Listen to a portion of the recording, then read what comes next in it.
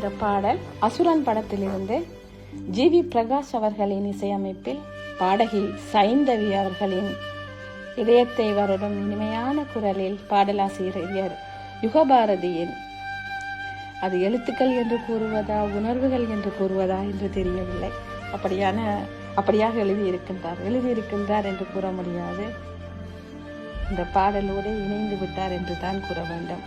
ஆம், எள்ளுவய பூக்களையே ஏறெடுத்தும் பார்க்கலையே, ஆளாளவோ சிரிப்பு கொத்துதையா, அச்சருந்த ராட்டினம் போல சுத்துதையா என்ற பிரிவின் சோகத்தை தாளாமல் கதறும் இதயத்தின் ஒரு ஒளியாக, இதயத்தின் வேதனையை வெளிப்படுத்தும் ஒரு பாடல் தான் இன்றைய என் தெரிவில் நான் எடுத்து வந்துள்ளேன். ஆம், உணர்வுகளால் பிணைக்கப்பட்டதே இந்த பாடல்.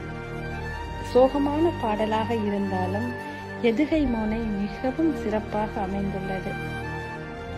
இந்த வாழ்க்கை என்ற சக்கரத்தில் உறவுகளும் பிரிவுகளும் வந்து போவது வளமை என்றாலும் நம்மை விட்டு ஒரு உறவு பிரிந்து மடிந்து விட்டால் அதன் தாக்கம் வார்த்தைகளால் கூற முடியாதது, இதயத்தால் மாத்திரமே உணர முடிந்தது. இந்த பாடல் மறைந்து சென்றவர்கள் இவ்வுலகத்தை பிரிந்து சென்ற உறவுகளை தேடியலையும் இதயத்தின் சோகத்தை சொல்கின்றது.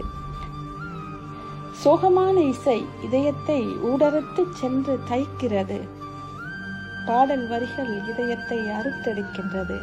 பாடலாசிரியர் பாடலை எழுதவில்லை, இதயங்களில் விதைத்திருக்கின்றார். சைந்தவியின் ஏக்கமான குரல் உணர்வோடு கலந்து உள்ளம் உருகி கண்ணீரை பொழிகின்றது. கீபோர்டின் ரிதம் தவறாமல் வரும் இசை, பறவைகளின் ஒளி, மென்மையான கருவிகளின் இசை பிரவாகம், எங்கோ தொலைவில் காரிருளில் கூவும் குயிலின் மெல்லிய கூவல் எல்லாம் சேர்ந்து இதயத்தை அழுத்தி புழிகின்றது. மென்மையான புல்லாங்குழலின் காற்றோடு இசைந்து கலந்து வரும் இசை இதயத்தை ஊடறுத்து செல்கின்றது. பறந்து சென்ற அந்த உயிர் மீண்டும் வராதா என்ற ஆதங்கமும் ஏக்கமும் பறிகொடுத்த தவிப்பும் இந்த பாடலில் நிறைந்துள்ளது என்பது வெள்ளிடை மலை. இது பாடல் அல்ல, வாழ்க்கை, வாழ்வின் முடிவு. அந்த முடிவு தரும் சோகம், மாண்டவர்கள் மீள்வதில்லை எனினும் மீண்டு வர மாட்டார்களா என்ற ஏக்கம். பறவை கூட்டத்தை போலவே மனிதனும் வாழ நினைக்கின்றான், சில நேரங்களில் முடியாது போகின்றது. பிரிவின் வேதனை ஒரு பாடலால் சோகத்தையும் கண்ணீரையும் ஏற்படுத்த முடியும் என இப்பாடலின் வரிகள் கூறிச் செல்கின்றது.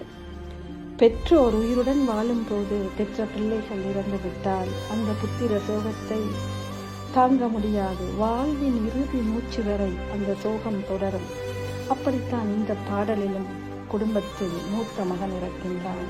தனக்கு கொல்லி வைக்க வேண்டியவனுக்கு கொல்லி போடுகின்றார் தந்தை. தாங்க முடியுமா இந்த இழப்பை? தாங்க முடியாது, கதறி அழுகின்றார். ஆம், எள்ளுவய பூக்கள்லையே ஏறெடுத்தும் பார்க்கலையே, ஆளான உன் சிரிப்பு என்னை கொத்தி துரத்துகின்றது. மகனே, நீ இல்லாத இந்த துயரத்தை இயற்கை கூறுகிறது, இதயம் கூறுகிறது. எள் விதைத்தாய், உன்னை இழந்ததால் அது பூக்காமல் ஏறெடுத்து பார்க்காமல் நிற்கின்றது. அழகான உன் சிரிப்பொலி என் கண்முன்னே கனவு போல் மிதக்கின்றது. அச்சருந்த ராட்டினம் போல உன்னை இழந்து தவிக்கின்றேன் செல்வமே. கொள்ளையில வாழையில கொட்டடியில் கோழி குஞ்சு, அத்தனையும் உன் பேச்சத்தான் சொல்லுதையா. ஆடும் மாடும் வெறும் வாய மெல்லுதையா என்ற வரிகள். கொள்ளையில் நீ வைத்த வாழை மரம், கொட்டிலில் நீ வளர்த்த கோழி குஞ்சுகள் உன் முகத்தை தேடுகின்றன.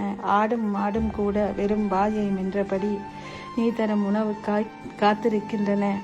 அவைகளுக்கு தெரியுமா நீ இறந்து விட்டாய் என? ஆம், காத்தோட ஓம் வாசம், காடெல்லாம் ஓம் பாசம், ஊத்தாட்டம் ஓன் நினைப்பே ஊறுதையா. சால் சாப்பு வேணாம் வந்து நில்லையா, சாவையும் கூறு போட்டு சொல்லையா.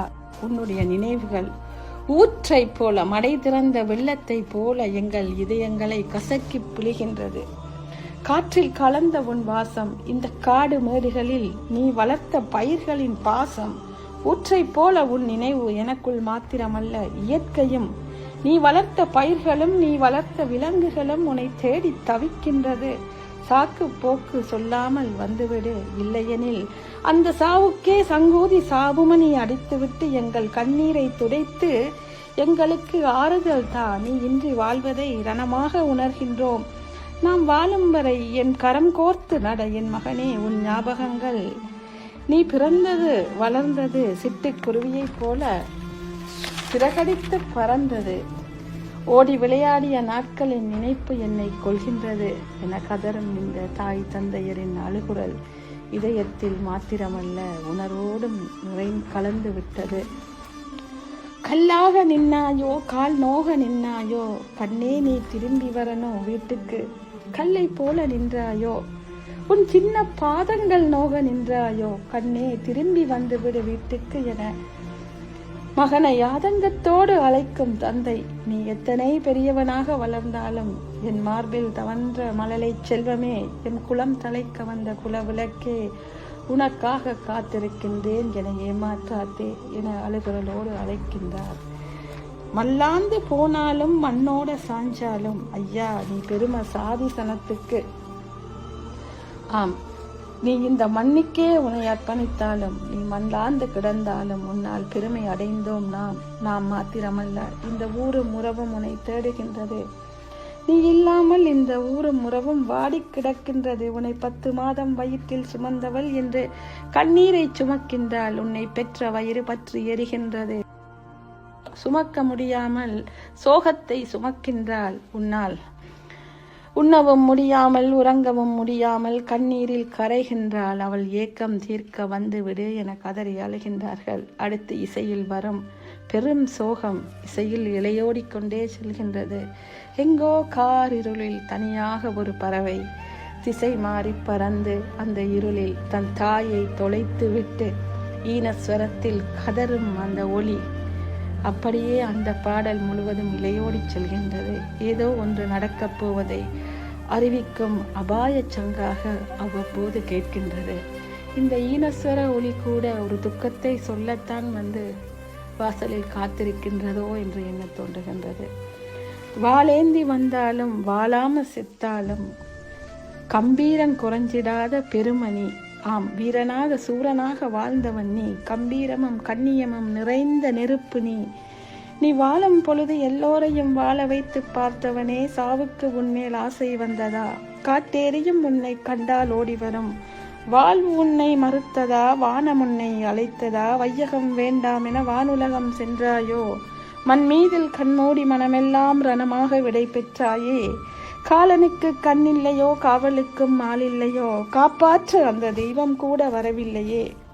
ஆம், இளைய வயதினருக்கு, அதாவது பெற்றவர்கள் உயிருடன் இருக்கும் போது பிள்ளைகள் மரணத்தை தழுவக்கூடாது என இறைவனிடம் கைகூப்பி கேட்கின்றேன். சைந்தவியின் அந்த சோகமான குரல் நினைவோடு மாத்திரமல்ல நெஞ்சத்திலும் நிறைந்து விட்டது. இந்த சந்தர்ப்பத்தை தந்த உங்களுக்கு இதயம் நிறைந்த நன்றிகளை கூறிக்கொண்டு விடைபெறுகின்றேன்.